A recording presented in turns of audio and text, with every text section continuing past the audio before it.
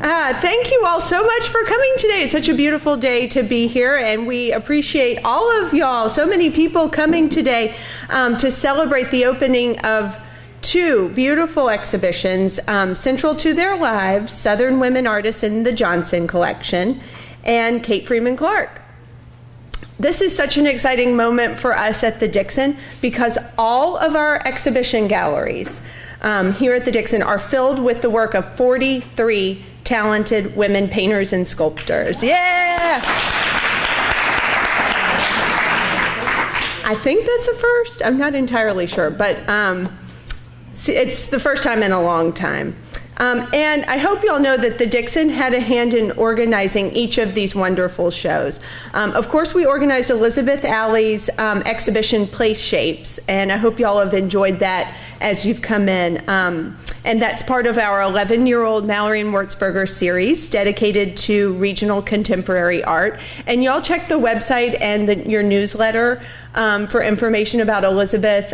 She's giving lots of tours and workshops throughout the run of her show here, and she's just delightful. She's just so much fun and so talented. We organized the beautiful Kate Freeman Clark exhibition, working with the Kate Freeman Clark Art Gallery in Holly Springs, Mississippi. And I was pleased to contribute two of the essays in the Central to Their Lives catalog that's on for sale in the gift shop. One on Augusta Savage, an artist represented already in our collection, and another on Adele Lim, a fascinating modernist painter from right here in Memphis. So when you go into the Plow to see Central to Their Lives, you will notice quite a few familiar faces in that exhibition.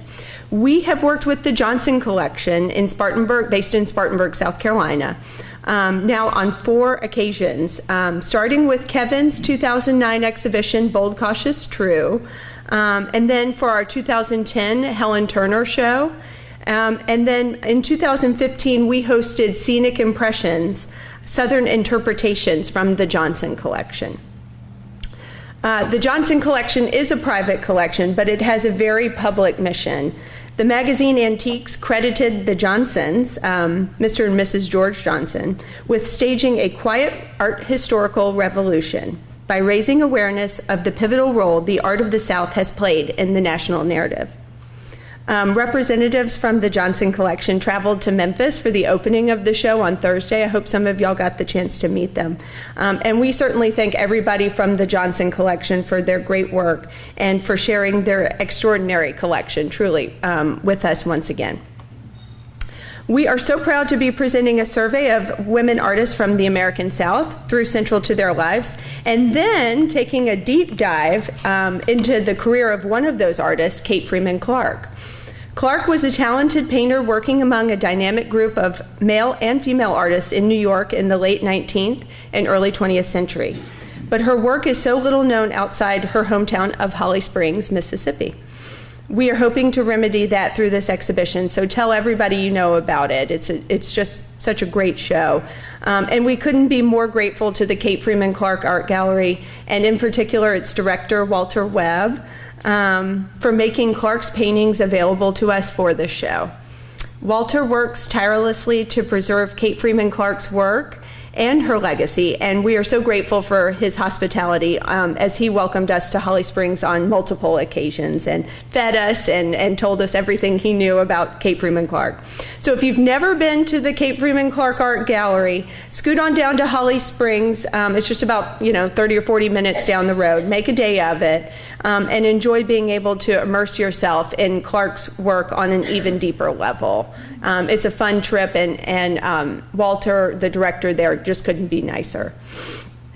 As always, I want to thank the entire Dixon staff here for their hard work, ensuring that these shows look as good as they do, present interesting and important information, and reach as many people as possible. Thanks also to our sponsors, our very generous sponsors, the sponsors of these exhibitions, for making both shows and all the programming that goes along with them possible. Okay, so now I'm happy to introduce our speaker today, Carolyn Brown. I am so grateful to Carolyn for undertaking one of the first serious and scholarly examinations of Kate Freeman Clark's life. Her biography, The Artist's Sketch, which is on sale in the shop here, and I'm sure she'll be happy to sign copies after her talk. Her catalog, or her biography, was our guiding light as we planned this exhibition. So just a bit about Carolyn. Carolyn Brown is a writer, editor, and independent scholar. She attended Duke University and then the University of North Carolina, Greensboro for her master's and PhD. A Daring Life, a biography of Eudora Welty, was her first book. It was selected by the Mississippi Library Commission to represent the state of Mississippi at the National Book Festival in Washington, D.C. in 2012. And it won the Mississippi Library Association's Award for Nonfiction in 2013. She published her second biography, Song of My Life, a biography of Margaret Walker, in November 2014, which won the Mississippi Library Association's Award for Juvenile Literature. Brown has published articles in several journals, including Notes on Mississippi Writers, College Language Journal, the Eudora Welty Review, Persuasions, the Jane Austen Journal, and the Journal of Mississippi History. She lives in Jackson, Mississippi, and currently teaches English at St. Andrew's Episcopal School. Carolyn gave such a great tour of both exhibitions to our staff and our docents on Friday, so I can't wait to hear what she has to say today. So please join me in welcoming Carolyn Brown.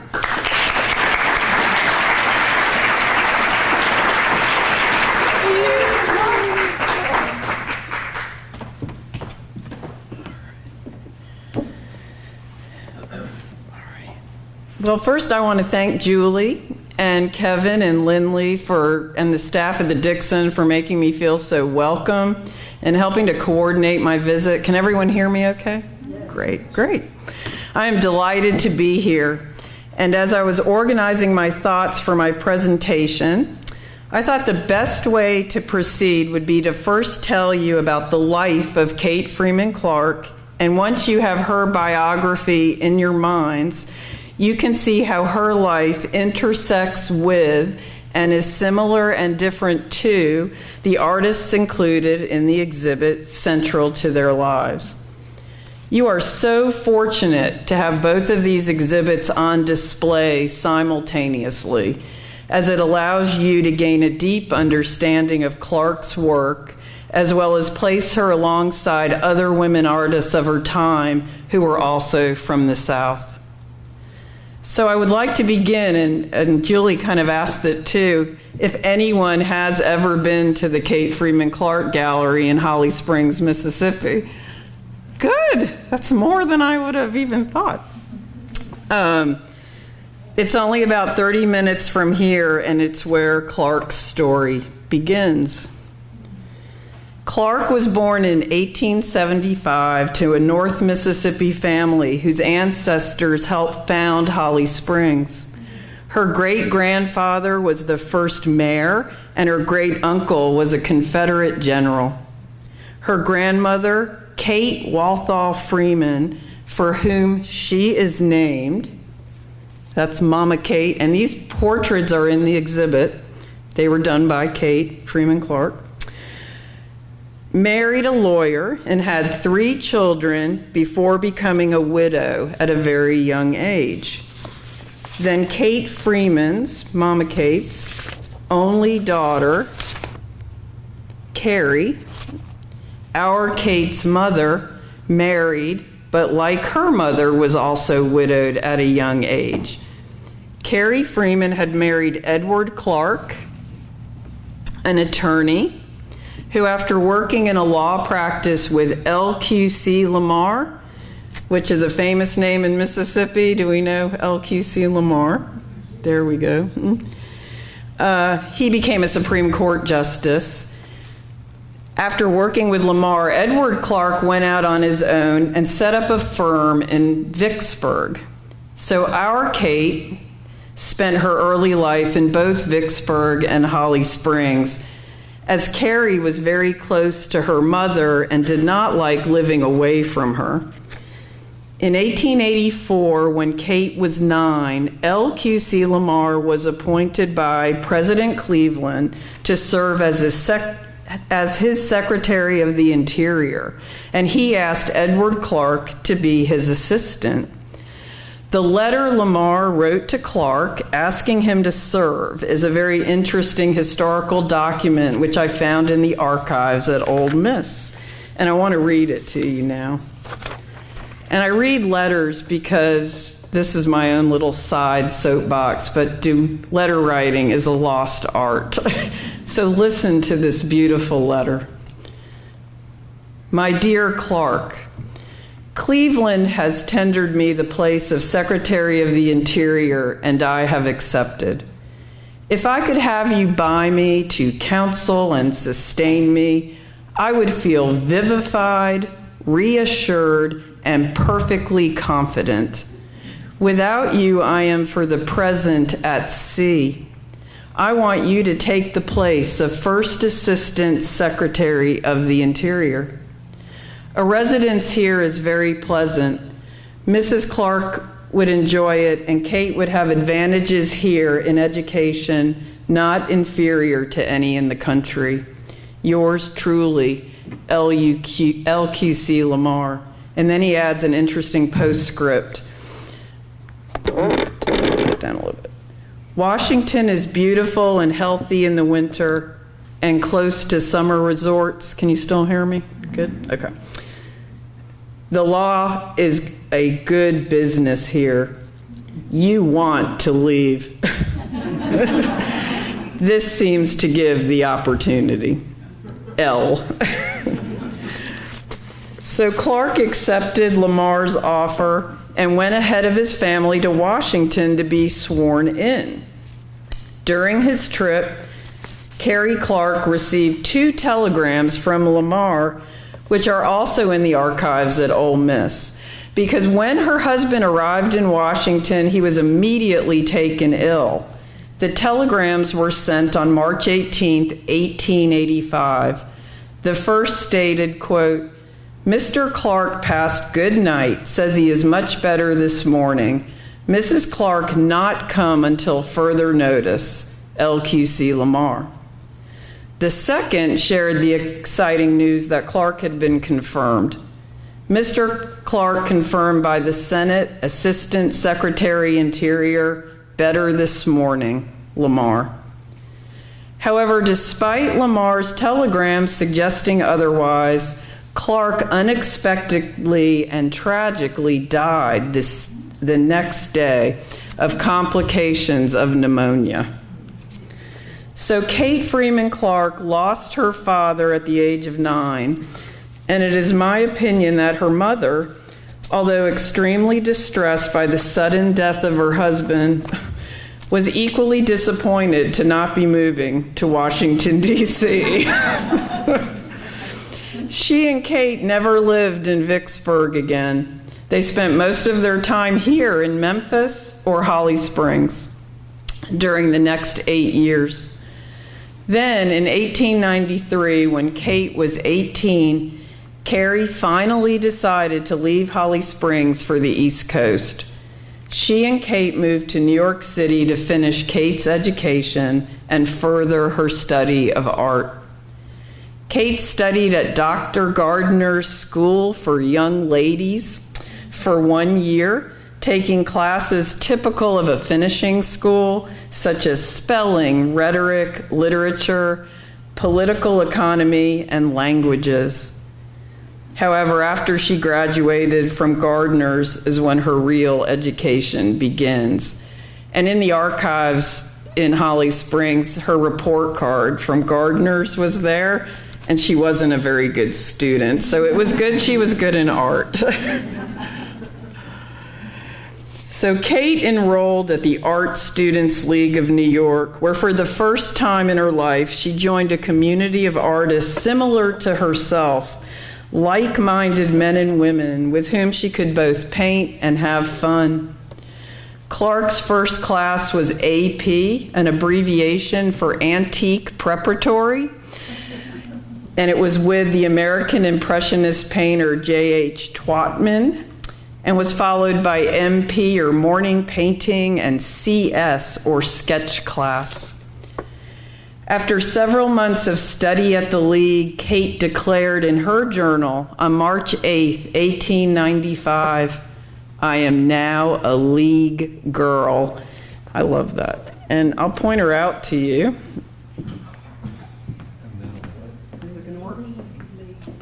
There she is. A League girl, yes, like Art Students League. And then she says, I interrupted what she wrote. "I am now a League girl, entered the preparatory and have just been promoted to heads. Enjoy it intensely." In a letter to her Uncle Russell, she excitedly shares the news that Mr. Twatman has signed my application for the Chase painting class. This is that song. But before that class would begin in the fall, she would follow League instructor Irving Wiles, and this is Irving Wiles with Mama Kate.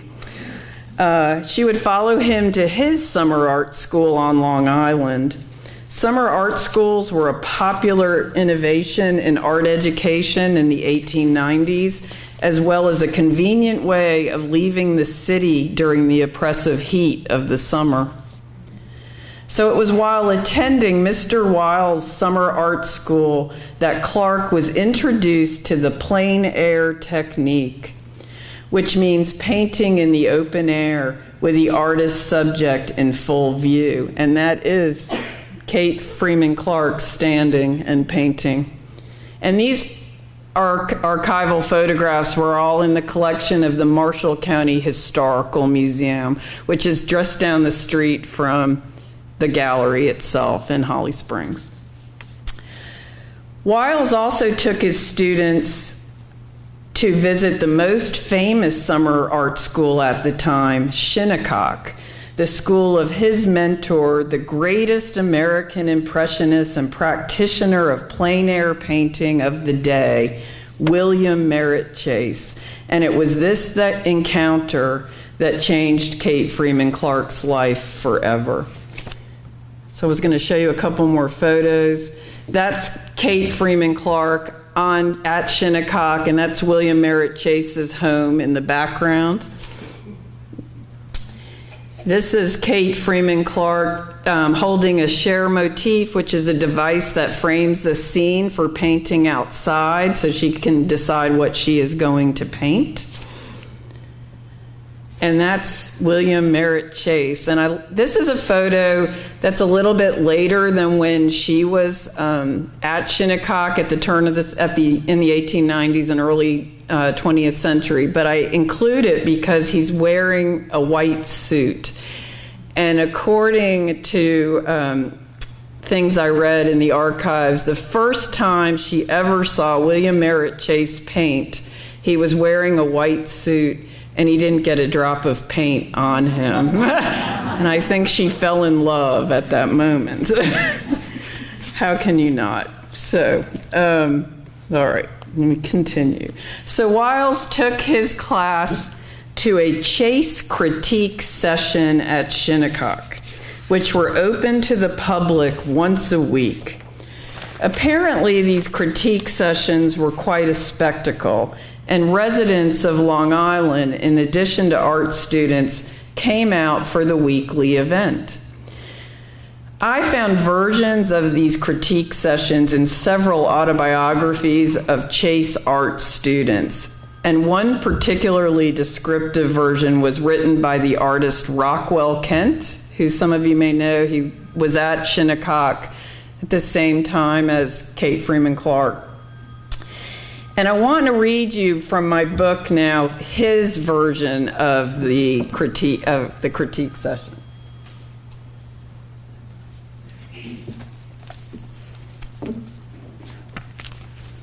And this is, I think this needs to be made into a movie if somebody would do it.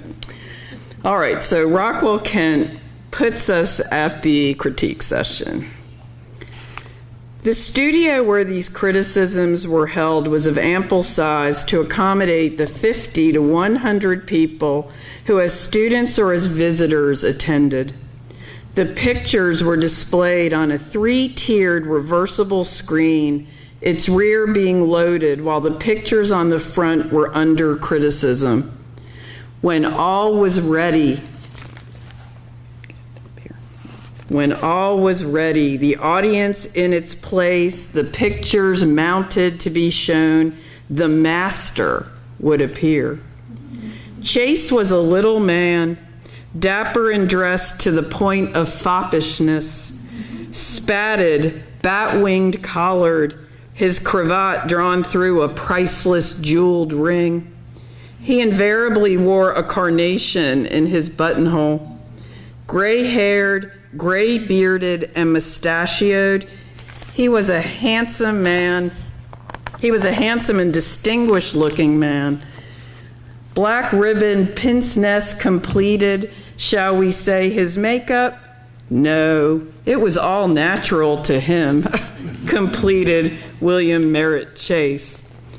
And then he continues, as the screen was turned around to bring another lot of pictures into view, the master found himself confronted by an array of dismal daubs whose subject matter, if they had any, was lost in the murk of black paint with which the canvases appeared to have been smeared.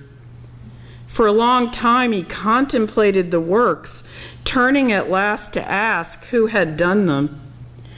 "I did, Mr. Chase," came the cheerful response from a female newcomer in his audience.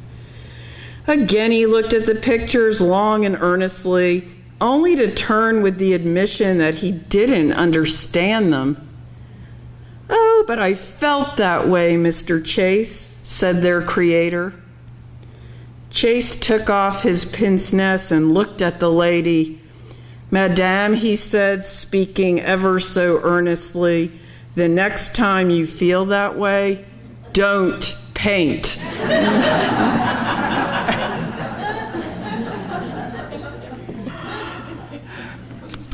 That's why I had to have this image up, because it's just perfect. So for the next 6 years, Kate Freeman Clark would continue her study at the Art Students League in the fall and spring, and then attend Chase's Shinnecock School in the summers, painting primarily in plein air, but also still life and portrait painting as well. Her years at Shinnecock were so transformative in her life and career that she herself wrote an essay about it 20 years later, and I have published that essay in its entirety in the book. It's a wonderful first-hand look at a typical Chase critique session like Kent's, but what is most interesting about it is that she writes it from her point of view when one of her paintings was critiqued alongside Kent's, and she was awarded for Best Painting of the Week. It clearly was an important day in her life and career, and the prize was Chase keeping her painting and Clark having her portrait done by the master himself. So you have to buy the book to read the essay, but there's Chase's signature. And this is the beautiful portrait that he did. And it is right when you walk in the first gallery of the exhibit. In 1902, Chase closed his Shinnecock School, and Clark stopped taking lessons at the Art Students League. She did not stop painting, however. It appears that Carrie, Kate, and Mama Kate would still travel in the summers to escape the stifling heat of the city, often going to the Hudson River Valley, where several of Clark's landscapes were painted, and several are on display in this exhibit. It was during the next phase of Clark's life, approximately 1904 to 1917, that an exciting chapter began, exhibiting her work. Clark was very timid about venturing into the exhibition realm because her mother, who chaperoned her everywhere and was a huge influence in her life, did not approve of ladies exhibiting or selling their artwork. It was not, in her opinion, a feminine endeavor. But Clark boldly attempted it anyway, despite her mother's objections, sending her work out under the gender-neutral alias Freeman Clark. Freeman Clark showed paintings in many prestigious galleries and shows all over the country. The Corcoran in Washington, D.C. several times, the Buffalo Fine Arts Gallery, the Browse Gallery in New York City, and the most significant of her career being chosen as one of only 60 paintings from over 900 submitted to be selected for the Panama Pacific Exposition in San Francisco in 1915. In this show, her painting, The Climbers, was exhibited alongside the greatest painters of the day, Mary Cassatt, John Singer Sargent, Winslow Homer, James McNeill Whistler, and many others. And not only are you so lucky to have these two exhibits, but of course the Dixon's permanent collection has many of these artists that I just mentioned. So you are just surrounded by all the artists that I'm talking about today. So I'm going to stop for a moment and just show you a few paintings of Kate Freeman Clark. One of the things was important to me in writing this book was to show that Kate Freeman Clark was not just a landscape painter, which is what she's been kind of identified as, that she painted in all these other genres.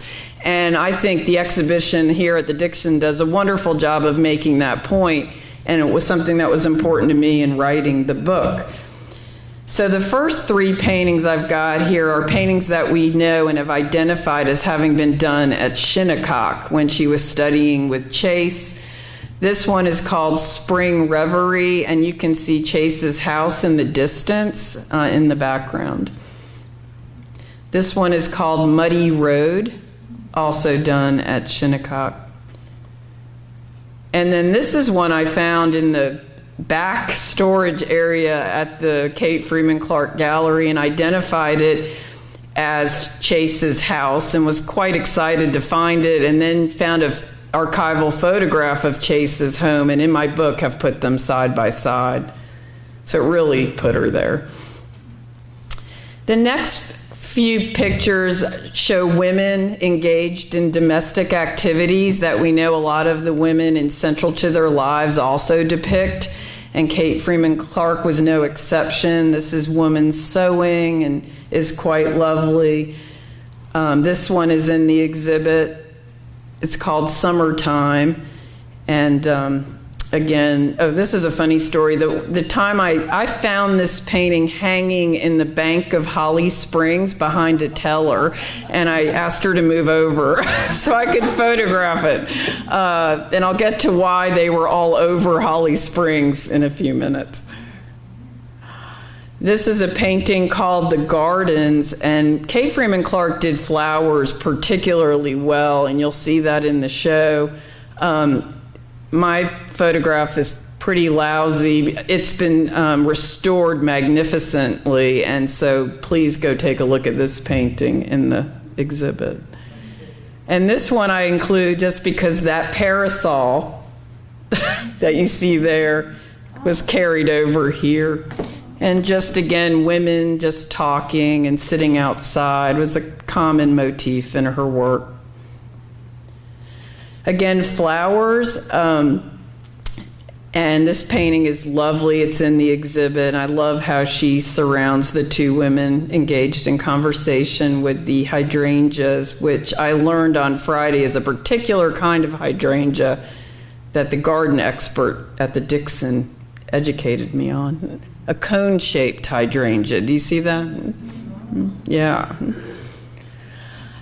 This painting I include just because it's so unusual for Kate Freeman Clark. She painted very few children. And this is called Agnes in her purple plaid dress. And I just think she's lovely and sweet. And it also shows a little bit of the still life, her still life ability with the bowl of fruit. But I don't know who Agnes was, not one of William Merritt Chase's many children. So I don't know if she modeled at some point at the League or at Shinnecock. And here is a couple of the still lifes, and they are in the exhibit. She was very good at painting flowers, which Chase himself said was very hard to do. Ooh, sorry, I don't know how that got there. And those are, yeah, lovely. All right, so now she did paint big landscapes, and this is one of the ones, and was from when she was in one of the summers that she spent in the Hudson River Valley. It's called March Meadows. She did this one at different times of year. It was interesting to find in the collection little versions of it on smaller sketches, and like in the fall and the winter. So she apparently did them in the spring and the fall. So she looked at this scene a lot. And here's another one. She also liked to paint animals. Cows, chickens were the common ones that I saw. This is pretty. She often used those rock walls. Porches were a theme that I know Julie noticed them too, that you see in her work. A lot of porches and railings and walls to divide the canvases. This is just a fall scene also. And I'm going to stop here. This, again, because it's so unusual, I think it was the only painting I saw in the collection that was winter. And I love the different colors that she uses and with the barns. Okay.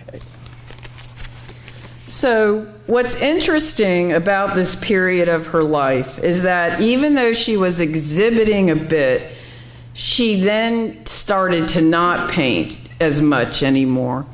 The art world was changing. The Armory Show of 1913 ushered in a new modernist style of art, one which Chase and his followers did not embrace. In fact, Chase dies 3 years after the Armory Show, and the sale of his works, his beautiful plein air landscapes, as well as his portraits and still lives, were all sold to next to nothing. Clark remained loyal to Chase in terms of her style, and there are only a few examples in her collection that, although quite good, can be considered modernist. And they're in the show, but I'll just show them to you here. This one's called I call it Elevated Train. But it's very different for her, and you see the figures with the umbrellas and the water and the lights. It's just lovely painting. I want to show you, she signed it up here, if you can see. Everybody. So that was unusual for her too. And then the next two are small watercolors that are hung near each other in the exhibit, and I put them also in my book side by side because they're different views of New York City. This is called Night Lights in the City, and then Cityscape. So that's about as modern as Kate Freeman Clark got, were these three examples. In her journal, she agonizes over the death of Chase and what she calls the sad sale of his paintings and studio artifacts. Clark writes, quote, "The sale of the studio furnishings was so poor and heartbreaking as that of the pictures and still life objects. The pictures brought a little more than the first night, but oh so little. The total of all sales was $60,151.50. That figure appears in her journal, and I confirmed it in biographies of Chase. It was exactly right. It should have been 200,000 or 300,000, I think, in normal times, or more, as most things went below 100. It seemed like a party of harpies preying on his body and picking the bones. I am sorry I did not get a souvenir of some kind. Clark says in normal times, referencing the fact that the country was at war. It was hardly a normal time in Clark's life either, as in addition to the war, the three most significant people in her life, her mother, her grandmother, and her teacher, would all die during the next 6 years. Chase's death in 1916 would be followed by Mama Kate in 1919, and then her mother in 1922. And Clark's primary role during these years was caregiving. In her journals, she describes the burden and difficulties of making her elderly grandmother comfortable in a hot New York City boarding house. Painting is rarely mentioned. Clark finally returned to the family home place in Holly Springs after her mother's death, and she made much needed repairs, even adding an upstairs studio, suggesting she intended to paint. So this is the house today. It's beautiful, and it's right next door to the gallery. The upstairs studio is no longer there. The proof that there was one is in a photo in my book that still exists, but it was removed later. But it's a lovely little house that's been there, as you can see, since 1848, when her family founded Holly Springs. Yet she apparently never does paint in Holly Springs, except for giving a few art lessons. Nor does she bring her paintings back to Holly Springs with her. She leaves them in a warehouse in New York City where they had been in storage since before Carrie's death, because there was no room at the boarding houses where they lived to have them. Clark seemed to turn her back on her artistic life and choose to live a traditional Southern lady's life in Holly Springs, becoming involved in the community through her church as well as other activities. My theory as to why she never paints again is because she no longer had the support system that she needed. Her teacher, her mother, her grandmother, all gone. I also think she was physically exhausted and depressed after years of caregiving, and her eyes were beginning to give her trouble. And I know this from letters that I read between her and other artists and her former teacher, Irving Wiles, where they are encouraging her to paint because she apparently is not. And I say she never painted again, but we do have two paintings that we can identify as Mississippi scenes, but we don't know exactly when they were painted, as Clark did not date any of her work. So these two paintings are the two we know were done in Mississippi. The one on the left is entitled Work Out in Mississippi Grove, and has always carried that title.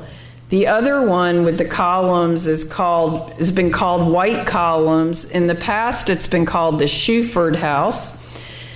If you've been to Holly Springs in recent years, it's the Finley House, and it's often open for pilgrimage, and it's right behind Kate Freeman Clark's house. And so she called it the Shuford House because the Shufords lived there when she was growing up, and they were friends of hers. In fact, it would be her vision that would make her a recluse at the end of her life. By the end of the 1930s, she withdrew and spent most of her time inside. That's the Kate Freeman Clark that citizens today who I talk to remember. A crazy cat lady. But this version of Kate Freeman Clark is not the Kate Freeman Clark that I want us to remember. Clark died in 1957 at the age of 81, and one of the first items I read in my research was her will. an extraordinary document that woke the citizens of Holly Springs up to the incredible artist that she was. They had no idea until the reading of her will that she had studied with William Merritt Chase and had over 1,000 paintings in storage in New York City. Her will expressed her desire that a permanent gallery be built to house them, and she left $60,000 to the city to build it. She also hoped that her home, Freeman Place, and its contents could, quote, fill some useful social or artistic function, such as a museum, library, art gallery, or a civic guest house or women's club. She was clearly concerned about her legacy, since she left no direct heirs. Her wishes were carried out by the city of Holly Springs, and a small gallery was built for the paintings. And this is an interior view of that gallery today. However, before the gallery was built, Holly Springs had to find places to hang all of these paintings. The majority were stored at the bank, which is like, I found one there, but others found homes at the water department, the Episcopal Church, and several of the historic homes in Holly Springs. Even after the gallery officially opened, several of her works remained in these locations, and I went around Holly Springs and located them. They have since been returned to the gallery. So that is, in brief, the fascinating story of painter Kate Freeman Clark. And a number of the paintings I just showed you are on display here at the Dixon. Clark once wrote, "If in the quilt of my life a certain material should predominate, it would represent art. That is the one unbroken thread that follows me everywhere." That idea that art is the unbroken thread of Clark's life, I believe, applies to the other artists in this exhibition as well. Several artists included and central to their lives connect to Clark in interesting ways. And the first artist I would like to highlight is South Carolina painter Blondell Malone, whose resume is perhaps the most similar to Clark's because she is almost an exact contemporary. Her dates are 1877 to 1951. She too studied at the Artists League and was a student of J.H. Twatman. She attended his summer art colony in Cascab. Unlike Clark, though, who never traveled abroad, Malone did, to Japan and Europe, and even went to Giverny and met Monet. Malone painted numerous floral scenes and was dubbed by one critic the garden artist of America. And like Clark, she returned to her hometown, which was Columbia, South Carolina, but it was reluctantly when she ran out of money. She loved to travel, and she got out of the South as often as she could. Other women artists in the exhibition also resemble Clark and Malone, as they too studied at the Art Students League and with Chase, but the resemblance ends there.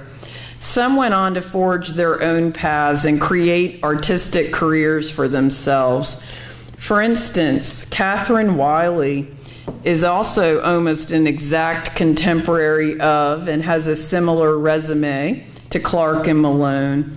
She comes from Tennessee and studied at the Art Students League after attending the University of Tennessee. Like Clark, she painted and she excelled at outdoor scenes of women amid their daily lives. And like Malone, she was inspired by Monet's Impressionism. Can you see in this example? However, she differs from the other two in that she returned to Tennessee and became active as an art instructor at the university, actively participated in local art organizations, and put together ambitious art exhibitions in Knoxville. Sadly, mental illness brought her career to a premature end. Another artist, Ella Her Gossamer, also studied with William Merritt Chase as well as Cecilia Beaux. She was originally from Pennsylvania, but she moved to Nashville after finding success painting the portrait of one of the founders of Vanderbilt University. This portrait led to subsequent commissions, and she made a good living from portraiture that allowed her to experiment in other art forms or to paint portraits of noteworthy women, like the one included in the exhibit. This portrait by Her Gossamer is of Madeline Mcdowell, Breckinridge, and she was a woman who was a prominent leader in the women's suffrage movement and an advocate for children's welfare in her own state of Kentucky. The year this portrait was completed was the same year the 19th Amendment was ratified, giving women the right to vote. And I just want to stop and just show you some interesting things. Notice the color of the chair she's sitting in, the purple, and the purple flowers. Can everyone hear me? I know, I walked away. I'm a teacher, I usually do okay, yelling, but it's like a throne she's sitting in, isn't it? The purple is symbolic of royalty, and so these purple touches, I think, are supposed to suggest the respect that Her Gossamer gives to this woman, and there's little stars on her hat, just suggesting the same kind of power that she wields, I think. And I love the diaphanous white gown covered up by the black, heavier coat. And sadly, she died like just a few months after this portrait was done. Another artist in the show is Anne Goldthwait from Alabama. And she led a life similar to Clark's in that her family discouraged her from exhibiting her work and having a career, putting marriage over her art ambitions. However, when she didn't marry by age 23, they finally relented and permitted her to move to New York to study painting. Goldthwait befriended Gertrude Stein and even showed her work in the 1913 Armory Show. She became an instructor at the Art Students League in 1922 and taught there for over 20 years. In the painting in the show here at the Dixon, which is this painting, the model, Frances Green Nix, was a painter herself. Goldthwait often painted other women artists to illustrate the strong, independent women of the time. She also became known for her activism and fought adamantly for the political rights of women, producing a design for a suffrage banner unfurled at a 1916 New York Giants baseball game, and co-organizing the 1915 exhibition of painting and sculpture by women artists for the benefit of the women's suffrage campaign. So obviously all the women artists and central to their lives have interesting and inspiring stories, and I wish I had time to tell them all. The best place to read about them is in the book that accompanies, Julie and I are we're selling books today. This book, and Julie has 2 essays, I have an essay on Clark in here. There, you can read about other Mississippi artists like Marie Hull and Dusty Bonget, both artists who were born a quarter of a century after Clark and married artistic husbands who supported their careers. They both were able to adapt successfully to modern changes in the art world that Clark never could. You also will read about African American sculptors like Selma Burke and Augusta Savage, whose style, subjects, and medium are uniquely their own. And you will read about many artists like Clark, such as those that I've previously mentioned, as well as Josephine Sibley Cooper, Margaret Law, and Clara Weaver Parrish, who also made their way out of the South to study at the Art Students League with William Merritt Chase. And even in the case of Cooper, and that her painting is this one, signed her work J.S. Cooper as to not divulge her gender. The art world changed dramatically during the years that this exhibition covers, and as you walk through the exhibit and examine the paintings and sculpture, note the artist's dates and style, as the paintings and sculpture provide a wonderful artistic timeline of the changes for Southern women artists at the end of the 19th and during the 20th centuries. So thank you for your attention and patience. I would like to conclude where we started with Kate Freeman Clark and a quote from Clark that I found in notes for a talk she gave in 1925 to the Thursday Club, a women's study club in Holly Springs that she was a member of and which still exists today. She talked about art, of course, and it is where I found the title of my book. I think the idea she is trying to convey here is a good one to leave you with today as you prepare to walk through the exhibits. An artist was painting a brook which flowed by the wayside. The day was brilliantly clear, and the deep blue of the zenith was even a deeper and more royal blue when reflected from the glistening surface of the little pool beneath the bridge. The blue was thrown into startling relief by the juxtaposition of the dark reflection of the deep green trees on the banks. A countryman who habitually passed that way 6 times a day was amazed into questioning the color on the canvas. "Why do you paint the water blue?" he asked. The artist replied, "Come down and look." The man descended the bank and looking exclaimed in a dazed way, "Why, it is blue." He had never noticed that the color of the water changed with the color of the sky above it. Nearly everyone reacts to color. Can you doubt that there was more in that man's daily walk for him after seeing the artist's sketch? Thank you.